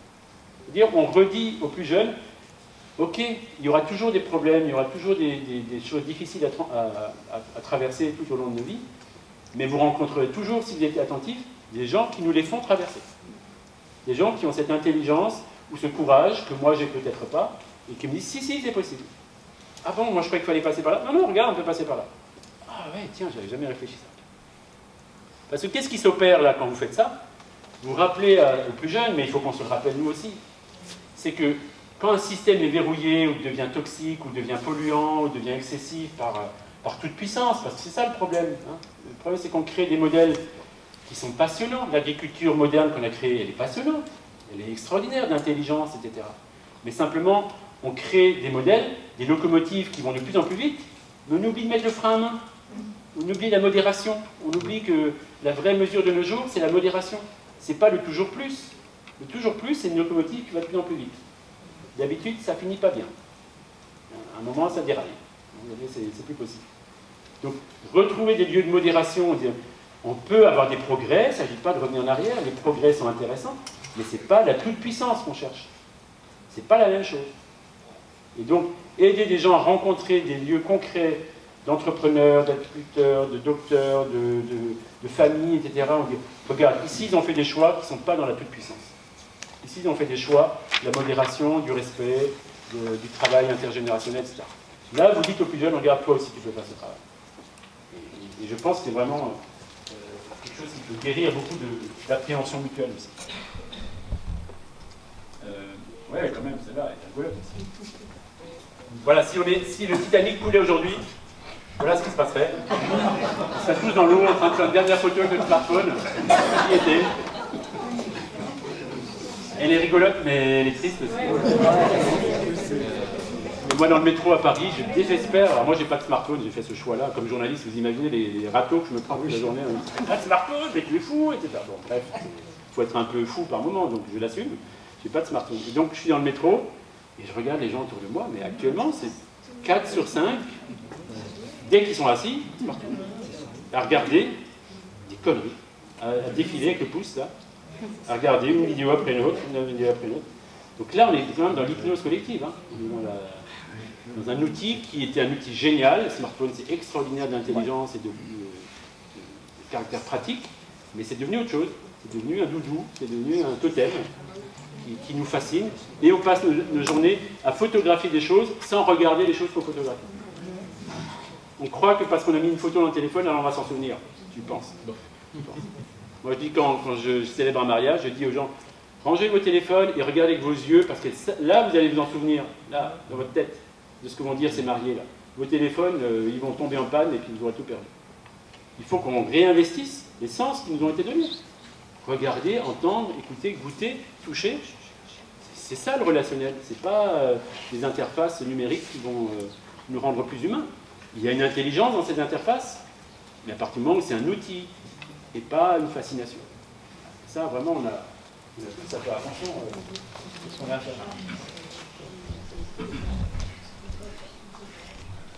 Un peu de Greta Thunberg. Greta Thunberg vient à l'Assemblée nationale, comme elle est venue il y a 2 ans, je crois, et donc il y a des députés devant, et l'autre il dit « Mais tu voulais pas la boycotter ?» Et l'autre il dit « Ah, il fait trop chaud dehors. » Bah ouais, réchauffement climatique. Alors juste cette histoire-là, parce que je trouve qu'elle est importante quand même. Très souvent, Greta Thunberg, pour moi, elle est symbole de cette incompréhension entre générations qui s'exprime. Je ne sais pas où vous en êtes par rapport à Greta Thunberg, mais ça ne m'étonnerait pas que certains d'entre vous, vous êtes un peu fâchés avec elle. Dans quelle petite conne, celle-là, elle ferait mieux de rentrer chez elle. Il y en a quelques-uns parmi vous? Ouais, oui. Ça va. Maintenant, je vous raconte une histoire véridique. Véridique. Un jour, j'ai entendu une interview d'un ancien évêque de Lourdes, je ne dis pas lequel, un ancien évêque de Lourdes à qui le journaliste, c'est au moment où Greta Thunberg passait en France. Il dit Monseigneur, je ne sais pas comment il disait, Monseigneur, que pensez-vous de Greta Thunberg? L'évêque, qui est comme nous, hein, malgré ses apparences, il est comme nous, c'est un être humain comme tout le monde, il dit comme tout le monde, le truc con que tout le monde dit, ouais, cette petite gamine, là, cette adolescente, elle ferait mieux de rentrer chez elle, faire ses études, et puis plus tard, quand elle aura un métier, elle pourra nous faire la leçon, mais là, à 15 ans, on ne fait pas la leçon aux adultes. Et maintenant, on réfléchit, qui vient de parler? L'évêque de Lourdes. Et à Lourdes, il s'est passé quoi? Une gamine de 15 ans qui a dit au monde entier, venez ici construire une église, venez en pèlerinage, et depuis, il y a des millions de personnes qui viennent, etc. Vous voyez quand même l'aveuglement dans lequel on est? Bien sûr. Il y a eu des inondations. Mais ok, les jeunes peuvent être cons par excès de confiance et de faire la leçon à tout le monde, c'est vrai, mais nous aussi. Nous aussi, c'est pas réservé aux jeunes. Les vieux peuvent être des vieux cons aussi, il n'y a pas de problème. Mais les jeunes peuvent aussi avoir la sagesse. Et parfois, des jeunes, dans la Bible, on voit plusieurs exemples, Daniel et d'autres, de jeunes qui voient que le roi est nu alors que les aînés ne voient plus rien. Parce que les aînés sont pris dans les systèmes, qui sont corrompus, qui se tiennent tous les uns les autres, etc. Et là, il faut une génération nouvelle qui dise « Mais vous ne voyez pas le problème, là ?» Bah non, on ne voit pas le problème. Mais vraiment, vous ne voyez pas? Bah voilà, c'est un peu cet effet-là. Alors après, vous pensez ce que vous voulez de Greta Thunberg, qu'elle est manipulée ou je ne sais pas quoi, mais derrière elle, il y a quand même cette conviction qu'il faut qu'on garde. De temps en temps, il faut qu'une génération plus jeune nous donne un coup de pied au derrière, sinon on devient des vieux bourgeois fermés sur notre petit bonheur et ne voulant plus se laisser interpeller par personne. Donc, soyons pas trop durs, et notamment dans nos familles. Parce que Greta, c'est encore une chose, mais vous avez des petits-enfants, des petits-neveux, etc. Ils posent peut-être pas les questions comme vous, mais il faut qu'on les écoute dans ce qu'ils font, dans ce qu'ils cherchent. Parce que quand on a 15 ans aujourd'hui, et qu'on se dit « Punaise, je vais passer 70 ans dans ce monde avec un réchauffement climatique, la biodiversité qui s'effondre, la pollution partout, l'eau qui ne consomme plus, les sociétés inégalitaires, le Dubaï qui va nous envahir, l'Irak qui explose, la Syrie, l'Ukraine, Poutine, machin. » Il faut en avoir du courage mental pour dire « J'ai envie d'être adulte dans ce monde-là. » Regardez, nous, on l'a déjà vécu. Moi, j'ai 55 ans. Bon, j'ai dépassé une bonne partie de ma vie. Donc, mentalement, je dis, bon, bah, si Poutine fait la guerre, bon, bah, si c'est dans 10 ans, 15 ans, ou si un réchauffement climatique dans 30 ans, avec un peu de chance, entre guillemets, je serai mort. Donc, je m'en fous, en fait. Mais quand on a 15 ans, on s'en fout pas. Parce qu'on sait qu'on le vivra, son vivant. Donc, vous voyez, et ça, il faut qu'on le respecte. Si on se moque de ces générations-là, on dit « Oh, mais t'as rien compris, ça ira bien, fais comme tout le monde, nous on a eu la guerre, on s'en est sortis. » Ça n'a rien à voir, ça n'a rien à voir. Chaque génération doit pouvoir exprimer son angoisse, ses peurs par rapport à la violence du monde. Et nous, les générations un peu plus âgées, on doit accompagner ces jeunes générations pour qu'elles trouvent les ressorts intérieurs pour répondre, alors que nous, on n'a pas su répondre à ce moment-là. Si on ne fait pas ça, on prépare le pire. On prépare des générations cyniques, pas sortant sur des jeux vidéo pour oublier le monde, ou bien des générations violentes qui descendent dans la rue en cassant tout, en disant bah, « Vous voulez pas nous écouter? Eh ben, on va s'arranger pour que vous nous écoutiez. On va foutre le feu partout, comme ça vous nous écouterez. » Eh bien, c'est excessif. On aurait peut-être bien fait de les écouter un peu avant. Donc voilà, je crois que c'est vraiment une invitation pour nous tous à ne pas être dans la caricature. On a le droit de penser ce qu'on veut les uns des autres, mais respecter les générations qui viennent, pour moi, c'est absolument salutaire. Voilà, et là on voit les experts de politique qui se réunissent pour parler du climat. C'est une artiste qui a fait ça, donc on les voit, on voit le niveau de l'eau qui monte. Ils sont en train de se noyer les uns après les autres. Voilà. L'œuvre s'appelle « Politiciens qui discutent du changement climatique ». Les artistes sont très stimulants pour réfléchir sur la réalité. Et je vais finir avec celle-là. J'ai vu ça l'autre jour sur... Ben voilà comment prendre conscience du changement climatique. Alors très souvent, on est d'abord, il y a un certain nombre parmi nous qui sont encore là, non mais le changement climatique c'est du pipeau quand même. On nous gonfle, regardez, il fait beau comme tout, ce matin il gelait, il finit qu'il n'y a pas de changement climatique quand même, hein, vraiment. Bon. Donc, pendant tout un temps on dit non, non, c'est pas possible. Et puis, au bout d'un moment, on voit des étés de plus en plus chauds. Là, ils nous ont annoncé ce matin que la moyenne de l'année dernière c'était 14 degrés en France. En fait, la moyenne de toutes les températures en France c'était 14 degrés sur une année, ce qui s'était jamais vu. Là, vous commencez à passer dans l'orange en disant ah, c'est peut-être pas du pipeau finalement, il se passe bien un truc. Mais bon, c'est pas nous. C'est pas nous, c'est je sais pas qui, c'est le dérèglement solaire, et je sais pas quoi, bon. Et puis, arrive le rouge, on est l'été, au lieu d'avoir 30 degrés, on en a 40, et pas simplement 3 jours, mais pendant 3 semaines. Il y a des incendies qui se multiplient un peu partout, etc. Et là, on voit notre maison qui brûle, et là on dit oh merde, oh merde. C'était pas juste une idée, c'était aussi une réalité. Voilà. Et donc, je trouve, bon, c'est une caricature aussi ce dessin, il faudrait mettre beaucoup de nuances, et il ne faut pas enfermer les gens dans des postures, etc. Mais je trouve que c'est un résumé un peu intéressant de ce qui se passe en nous. On se le disait ce matin aussi dans le groupe, quand vous êtes face comme ça à des crises angoissantes ou compliquées à gérer, vous avez 2 postures caricaturales qui s'opposent. Une posture, c'est le déni psychologique. Et heureusement qu'on a ça, c'est-à-dire, on vous dit, vous êtes malade, attention, vous allez mourir dans 3 semaines, oh, c'est trop dur à gérer, heureusement on a un réflexe qui fait que je ne veux pas y croire. J'arrive à oublier cette mauvaise nouvelle qu'on vient de m'annoncer. Et heureusement, parce qu'il faut continuer à vivre quand même. Donc c'est un réflexe salutaire de je ne crois pas à ce que je viens d'entendre. J'oublie, j'écoute même pas. On me dit il y a un changement climatique, non, non, c'est pas vrai, non, c'est pas vrai, ça c'est une invention, etc. Les scientifiques sont tous ah non, non, c'est pas tous, il y en a 5 qui sont pas d'accord, donc c'est la preuve que les autres ont tort. Bon, on trouve des raisons, on se justifie pour dire non, non, mais d'abord la science elle dit n'importe quoi, etc. Et peu à peu on décrédibilise tout ce qui arrive parce qu'on ne veut pas y croire. Donc c'est un réflexe légitime, on ne peut pas être toute la journée dans l'angoisse. Parce que sinon on meurt tout de suite, on se suicide, quoi. Heureusement qu'on a du déni pour résister par rapport à la violence du monde. Mais simplement, il ne faut pas s'entretenir dans ce déni. Si à partir de ce déni, on fait un boulot pour dire « Non, non, il ne se passe rien, ne croyez pas, il y a plus du complot partout, c'est Macron qui fait le réchauffement climatique, etc. » Voilà. Quand vous rentrez dans une pensée complotiste, là, vous êtes perdu, quoi. C'est fini, vous n'avez plus de prise sur le réel. Vous croyez à n'importe qui, ou vous angoissez vous-même en cherchant des infos de plus en plus dramatiques. Tout ça. Donc le déni, c'est parfois nécessaire, mais il ne faut pas en faire une idéologie. C'est ça que je veux vous dire. Pas tomber dans une pensée qui m'enferme dans ce monde-là. A l'inverse, de l'autre côté, quand vous voyez des situations catastrophiques, vous pouvez aussi, vous êtes tellement pris par la violence de ce qu'on vous annonce, et vous dites, mais oui, c'est vrai, j'y crois, moi et je le vois, j'ai vu l'autre jour machin, j'ai passé là, je vois la catastrophe, c'est incroyable, non, mais pourquoi les gens ne se réveillent pas? Bon, je vais les réveiller. Et vous devenez catastrophiste. Et vous passez votre temps à raconter des mauvaises nouvelles, etc. Vous allez à table avec votre famille, et puis vous pourrissez la vie à tout le monde. Non mais t'as vu ta viande? Non mais c'est la viande qui est en train de pourrir la planète, etc. Et puis tes petits pois, tu sais qu'il y a du sucre dedans dans les petits pois parce que c'est cuit dans de l'eau sucrée les petits pois. C'est mauvais pour ton diabète. Et puis dans l'eau, il y a du chlore, tu sais, là, l'eau que tu es en train de boire, bah regarde, n'en profite pas, tu vas tomber malade, ça fait des cancers le chlore. Vous êtes catastrophiste. Et ça, c'est pas très supportable non plus. D'habitude, on ne vous réinvite pas au repas après. Une fois, mais pas deux. L'enjeu, c'est de tenir entre les deux.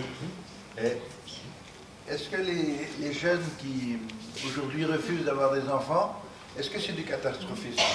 Un petit peu. Oui. Pour moi, oui. C'est un peu ça. Mais là encore, il faut avoir beaucoup de respect par rapport à ça. Je vous dis, quand vous avez 20 ans, 25 ans aujourd'hui, et qu'on vous dit est-ce qu'on fait un enfant ou pas, et qu'on vous dit réchauffement climatique dans 30 ans, perte, machin truc, et que vous y croyez, parce qu'il y a quand même des arguments scientifiques, et puis on voit quand même les dérives. Chez nous, on ne les voit pas encore trop, mais allez voyager un peu dans le monde. Il y a plein de pays qui sont déjà dans le réchauffement climatique toute l'année, hein, et c'est pas aller au Bangladesh, aller dans des pays comme ça, côtiers, etc., on le voit. Donc, je trouve que c'est un réflexe légitime que des jeunes disent ben, je ne sais pas si on a le droit de faire ça. Alors, j'ai eu la chance une fois de faire une interview de Pierre Rabhi, chez lui, là, dans sa maison, et je lui ai posé cette question, parce qu'il me dit bah, c'est un écolo, et les écolos souvent disent ça. Certains écolos sont un peu pessimistes sur l'avenir ou sur le fait de mettre des enfants en disant bah, les enfants ça consomme, etc. Donc si on fait moins d'enfants, eh ben, on consommera moins, donc on polluera moins la planète. Et là, Pierre Rabhi me répond en disant, mais écoute, réfléchis, quand les gens disent il ne faut plus faire d'enfants, on dit il ne faut plus faire d'enfants, bah ici, dans le sud, les pauvres doivent plus faire d'enfants. Ah, ils sont trop nombreux. Non, mais en Afrique, là, il y a trop d'enfants, ils ne savent pas gérer leur natalité, là, il faut stériliser les femmes, il faut mettre des programmes de planning familial, là, il faut y aller, quoi. Enfin, pas normal d'avoir 7 enfants, enfin, c'est pas... Mais nous, ici, si j'ai envie d'avoir un enfant, personne n'a le droit de me dire si j'ai le droit ou pas. Moi, c'est ma liberté d'avoir un enfant. Hein. Je n'accepterai pas que Macron m'oblige à stériliser ma femme parce qu'il y a trop d'enfants sur le monde. Hein. Et c'est ça que Pierre Rabhi dit. Les enfants du Sud, c'est pas eux qui polluent. Hein. C'est nous qui polluons. C'est les riches du Nord. Tous les excès de consommation se vivent dans les sociétés développées, occidentalisées, qui consomment beaucoup trop, qui gaspillent beaucoup trop, qui consomment les énergies fossiles à toute vitesse. Ce n'est pas les pays du Sud qui sont à peine en train d'entrer dans ce circuit-là et dont les familles ont des consommations 10 fois plus faibles que les nôtres. Mais on se justifie intérieurement, un peu de manière raciste, à dire non mais le problème c'est les pauvres. Donc il faut faire attention à ces raisonnements qui parfois sont quand même très très ambigus. Voilà, on refait un petit tour de questions, compléments, réactions, coups de gueule. Évidemment pas obligé d'être d'accord avec tout ce que je veux. C'est ça qui est intéressant aussi. Aujourd'hui, par contre, il y a des stocks de produits bio qui ne se vendent pas. Faire réagir par rapport à ça. Des stocks de produits bio qui ne se vendent pas, probablement, peut-être pas autant que d'engrais en France, mais bon, ça c'est des débats d'experts, etc. Mais effectivement, on arrive maintenant à un moment où il y a eu un développement de l'agriculture bio et une demande, notamment pendant la pandémie, de gens en disant on est dans une crise, profitons-en pour prendre soin de nous, on va essayer de manger mieux, de manger de la meilleure nourriture de saison, etc. Et donc l'agriculture bio a une demande très forte. Et puis maintenant que les choses se sont résorbées, on revient à une consommation plus ordinaire, avec la crise sociale par derrière et l'inflation.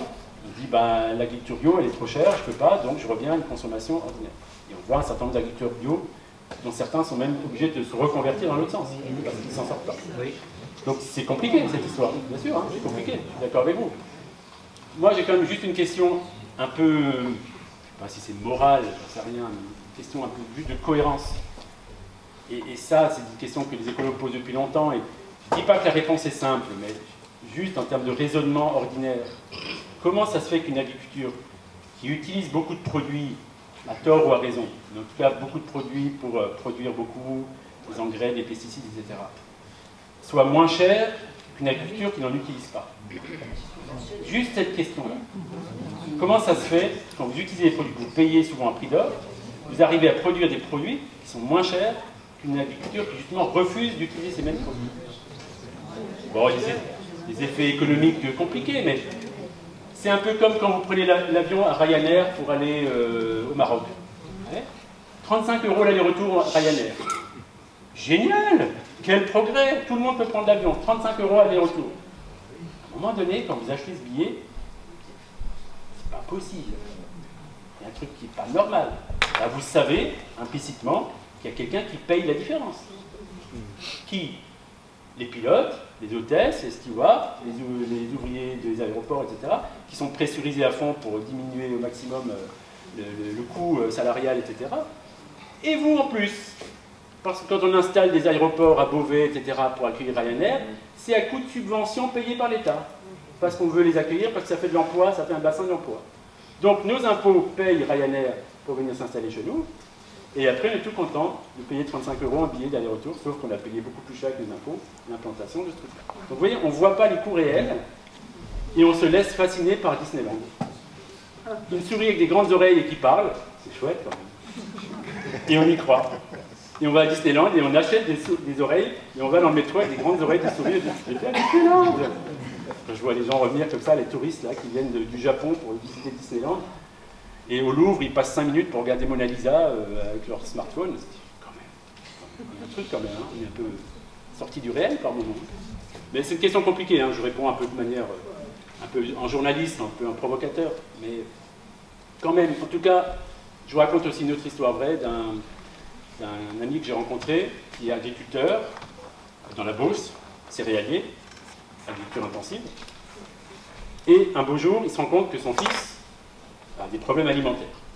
il va voir son médecin, le médecin dit « Ah, écoutez, gluten, typique, votre fils, là, farine blanche, il y a un impact, voilà, les études le montrent de plus en plus, le gluten des céréales courtes, etc., est modifié par rapport à ce qu'on avait avant, etc., enfin, tous les facteurs qu'on connaît aujourd'hui, et donc il y a un impact sur la digestion, etc. » Donc le type dit « Ah bon? Et alors il faut que je fasse quoi? Il faut acheter de la farine complète. » « Ah bon? Mais où ça? » Dans les magasins bio. « Oh merde, vous voyez le céréalier de la Beauce qui va dans le magasin bio là, pour aller acheter pour son fils. » Donc il dit « Bon, par cohérence avec mon fils, on va la manger nous aussi. » Donc il commence à manger la céréale bio. Céréale, je ne sais pas si c'était bio, mais en tout cas céréale complète. Et effectivement, il voit que son fils a moins de problèmes alimentaires. Ah, première prise de conscience. Deuxième prise de conscience, ce type entre-temps fait tout un parcours personnel, c'est une espèce de recommençant chrétien, donc il redevient chrétien pratiquant et tout ça. Il va un jour à la place Saint-Pierre, c'est au moment du jubilé des familles en l'an 2000, et là, il est avec des familles du monde entier sur la place Saint-Pierre, et il a une espèce de déclic en disant « Attends, qu'est-ce que je suis en train de faire là? Je produis de la farine blanche sur mon tracteur, mais je ne la mange pas. Là, je suis devenu incohérent, il y a un truc qui ne marche pas. » Donc il rentre avec cette espèce de choc émotionnel. Il dit, mais comment je peux redevenir cohérent entre ce que je mange et ce que je produis? Donc il commence à regarder si dans la Beauce, il y a des gens qui ont fait une conversion bio. Il faut chercher dans la Beauce. Hein. Et il a cherché longtemps parce que c'est pas trop le modèle. Finalement, à 35 km de là, il trouve un type qui a essayé. Il dit, mais comment t'as fait? Bah tu sais, la conversion bio, c'est 5 ans de boulot, quoi. Parce qu'il faut que pendant 3 ans, ta terre, elle arrête d'être perfusée, elle arrête d'être inondée par des produits qui, effectivement, la suralimente. Donc elle va faire une expérience de jeûne un peu radicale, et là, ta production, elle va chuter. Et puis après, si tout se passe bien, au bout de la 4e, 5e année, la production remonte. Tu n'atteindras jamais les niveaux de production que tu avais avant. Mais par contre, comme tu utilises moins de produits, moins de choses comme ça, tu passes moins de temps sur ton tracteur, etc., normalement, économiquement, tu peux t'en sortir. Ce gars se met au boulot, il essaye, et effectivement, c'est ce qui se passe. Je ne dis pas que ça marche à tous les coups, mais en tout cas, pour lui, ça a marché. Et il raconte, il en témoigne très souvent, il dit, la chose la plus troublante pour moi, c'est qu'avant, quand j'étais sur mon tracteur, et que je regardais mes champs de blé qui étaient prêts à être moissonnés, si je voyais un gros nuage qui arrivait, on disait, merde, il y a une pluie qui arrive, ça va mouiller mes céréales, il va y avoir des champignons qui vont se développer, vite, vite, vite, un petit coup de fongicide pour sauver mes moissons. En fait, sur mon tracteur, je n'avais pas d'inquiétude. Je savais que j'avais les outils qu'il faut pour sauver ma moisson. J'étais fier de moi. Maintenant que j'ai accepté de changer mon modèle, je me retrouve dans un modèle beaucoup plus incertain. Je sais que je peux perdre 30% de ma moisson juste parce qu'il y a une pluie qui est tombée au mauvais moment. Je peux perdre des choses, mais j'ai redécouvert une chose, la gratitude. Sur mon tracteur, quand je vois ma moisson, alors lui était chrétien, mais après ça peut aussi être dans d'autres traditions, je dis merci pour ce que la terre me donne.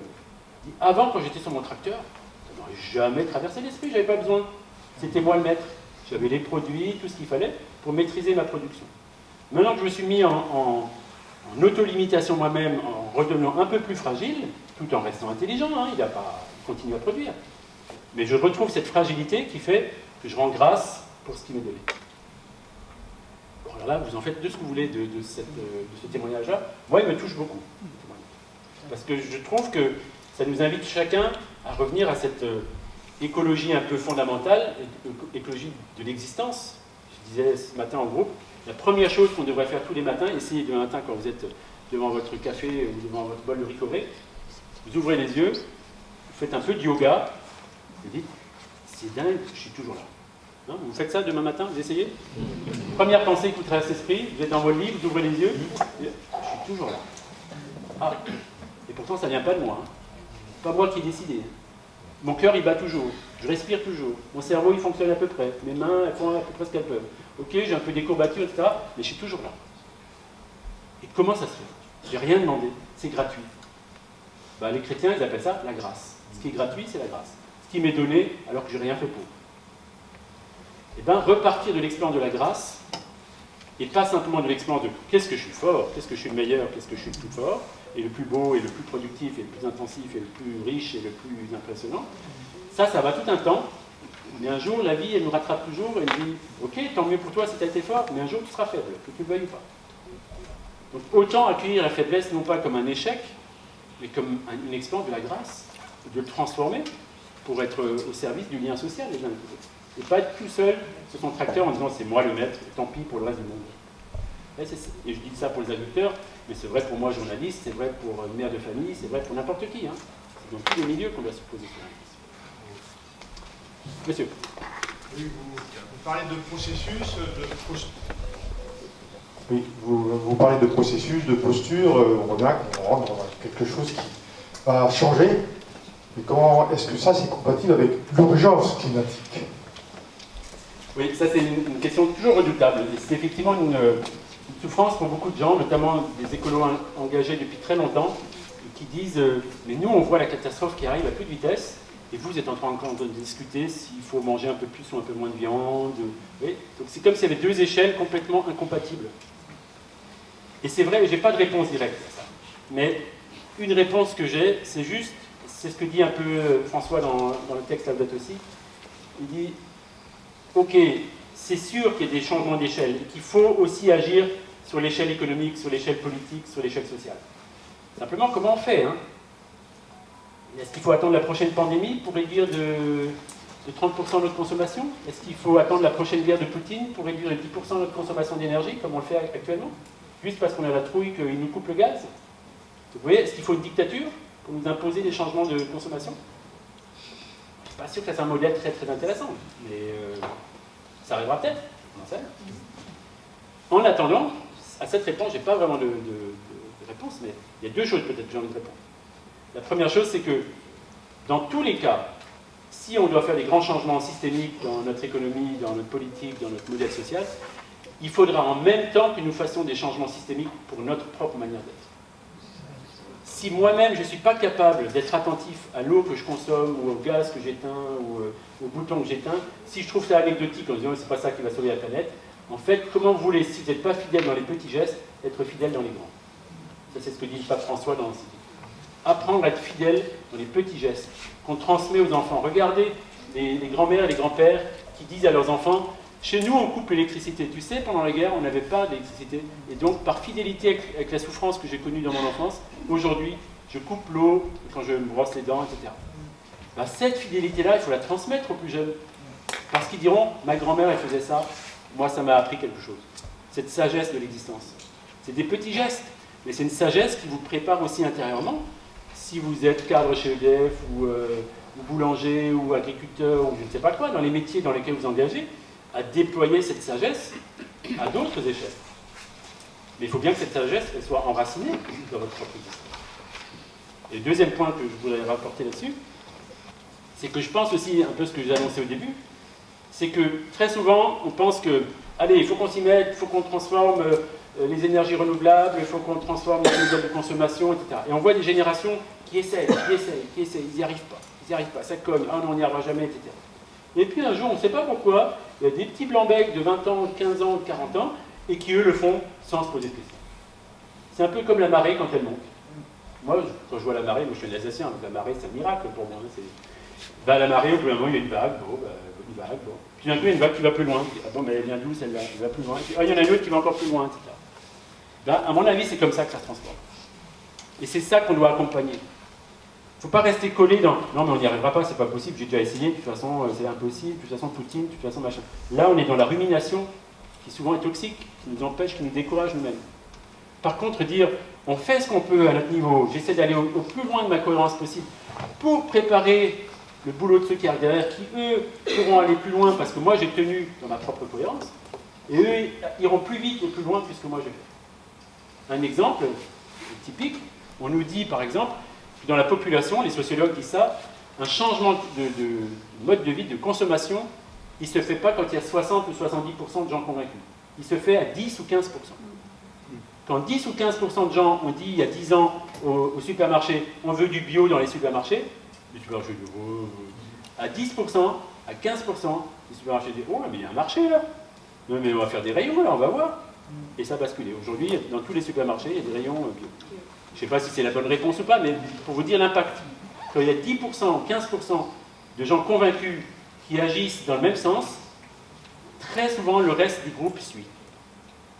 Donc on n'est pas obligé de se torturer l'esprit en disant il faut qu'on soit tous écolos, il faut qu'on soit tous convaincus, il faut qu'on soit tous... C'est pas ça. Déjà, si on soutient ceux qui qui ont l'énergie et qui sont capables, soutenir ces 10-15%, dire bah, allez-y, avancez-vous. On vous encourage, on ne vous décourage pas, on vous soutient. Et puis vous nous racontez en route ce qui se passe.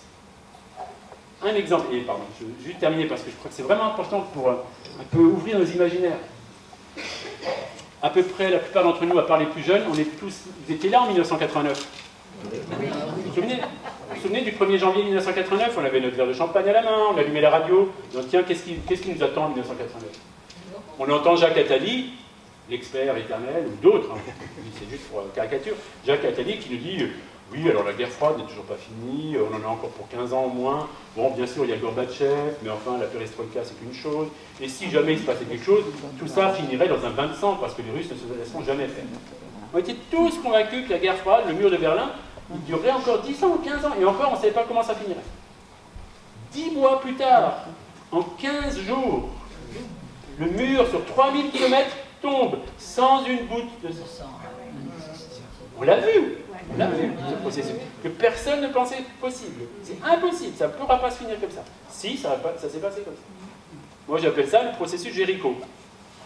Le peuple d'Israël arrive en Terre Sainte, il dit merde, il y a des citadelles imprenables, comment on va s'installer ici, c'est notre terre promise. Alors, ils sont habiles. Une fois qu'ils se mettent près des sources, ils envoient les jeunes garçons à la fin de la journée, et puis quand les jolies filles viennent chercher de l'eau, eh ben, commencent à faire connaissance, et puis etc. Et puis, au bout d'un moment, on fait des mariages. Et puis on s'installe avec la belle famille. Hop, vous êtes chez vous. Habile. Et puis un autre processus, quand vous êtes devant Jéricho et ses murailles, là, vous dites là, on va peut-être pas faire des alliances, ça va pas être facile à faire ça. On va faire autre chose, on prend nos trompettes, et on tourne 7 fois autour des murailles. Ça sert à rien de tourner 7 fois autour des murailles. Là, si, la preuve, c'est que les murailles s'effondrent. Le mur de Berlin, c'est le processus Jéricho. Pendant 40 ans, des gens qui n'avaient aucun pouvoir ont dit en RDA, en Pologne et ailleurs, ok, ça c'est monstrueux ce mur, et ben moi je collabore pas avec la Stasi. Moi je tire pas sur le type qui saute au-dessus du mur. Moi je dénonce pas mon voisin quand il fait un truc qui n'est pas normal. Et moi je fais un groupe de prière pour préparer la paix, parce que je sais qu'un jour le mur tombera. Je ne sais pas si ça sera de mon vivant, mais je me prépare intérieurement pour que ça soit. Ben, ces gens ont résisté individuellement, sans aucun impact politique, sans aucune force militante, explicite, etc. Et ils ont préparé la chute du mur. Pour moi, c'est comme sur un pare-brise, quand vous voulez. Il y a un premier impact, c'est pas rien. Deuxième impact, c'est pas rien. Il y a un troisième, et là, tout d'un coup, il y a tout le pare-brise qui explose. Ben, je pense que dans l'histoire, il y a aussi des phénomènes comme ça. Nous, on est fascinés que parce qu'on nous raconte à la télé et à la radio, ce sont les phénomènes de la puissance, les plus forts qui envahissent les plus faibles, les riches qui détruisent les pauvres, etc. Ça aura toujours lieu. Mais derrière ça, il y a d'autres phénomènes beaucoup plus intéressants, pour les chrétiens, beaucoup plus bibliques, et sans doute travaillés par l'Esprit Saint, où il y a des bascules, où les puissants sont abaissés de leur trône et où les humbles sont élevés, comme dit Marie dans son Magnificat. Et ce phénomène-là, ce processus-là de renversement social, de chute des murs qui ne devaient pas tomber, c'est ça qui devrait nous intéresser.